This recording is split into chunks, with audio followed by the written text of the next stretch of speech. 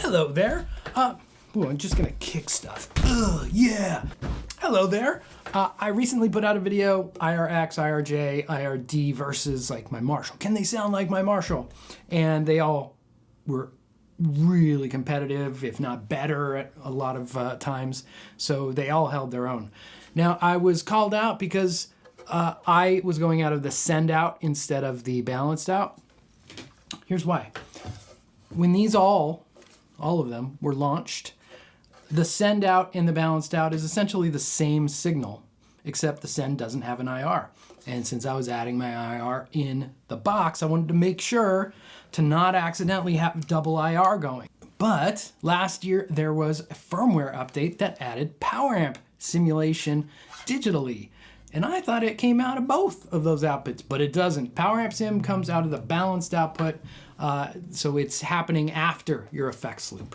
So when I was going out the send, I wasn't getting the power amp output. But it's like using the original release of these, which still sounded awesome. So, you know, you can still compare between the three pedals, and they still sounded at least pretty dang good compared to like a holy grail kind of amp, right? So that firmware update that had the power amp simulation also had some cool feature controls, like a little bit of high cut, extra little controls that you could add in there. There was another firmware update, and I say this in a really positive, good way, that just came out that adds a noise gate in here. So these are all like really welcome things. Kudos for updating your hardware. It's made these better and better and better.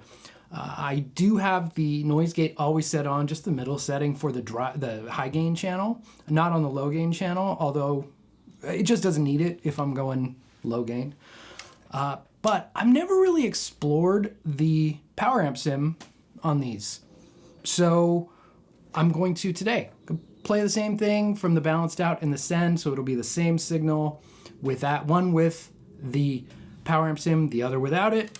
IR happens in the box, and we'll see what they sound like. I'll level match them because obviously as you turn up the volume to get that power amp sim going, it's going to get louder.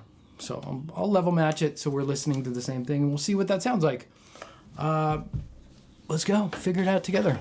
All right, I've recorded it in 5 times from the same direct guitar, so it's reamped 5 times. This is that original one from Send. I re-recorded it through Send to get these all equal, and they match up within like a 0.0 dB kind of thing.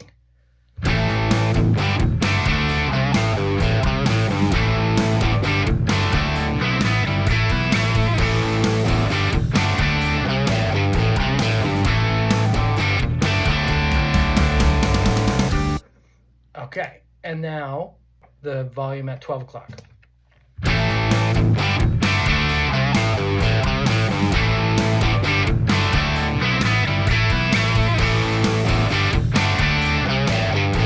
All right, and here, you know what, let's just jump. This is maxed out volume.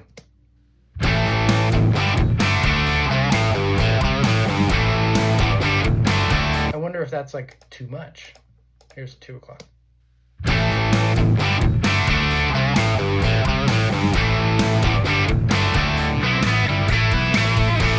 Okay, and back to the send. Wow, huge difference. Whoa, it totally comes alive. Well, especially at like 2 o'clock. Now it's just hear the guitars, and I'll jump from the send to the 12 o'clock.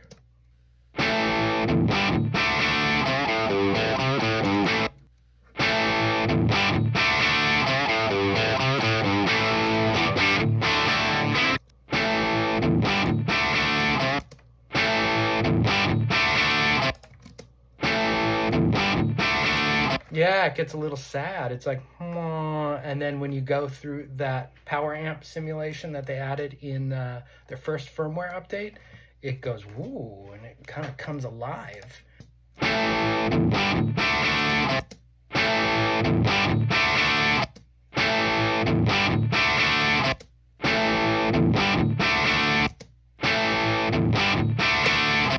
Really nice. Let's hear the other section here.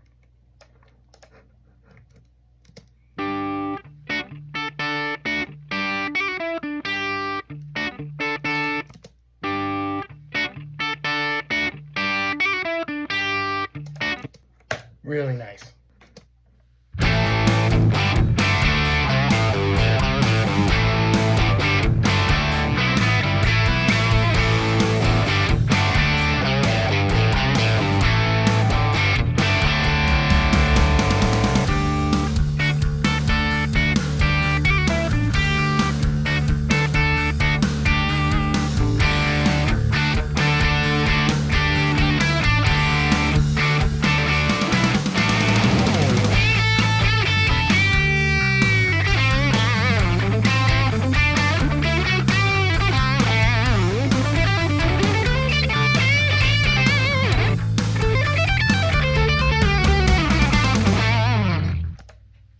So that's it. Definitely better on the balanced out, getting that power amp sim.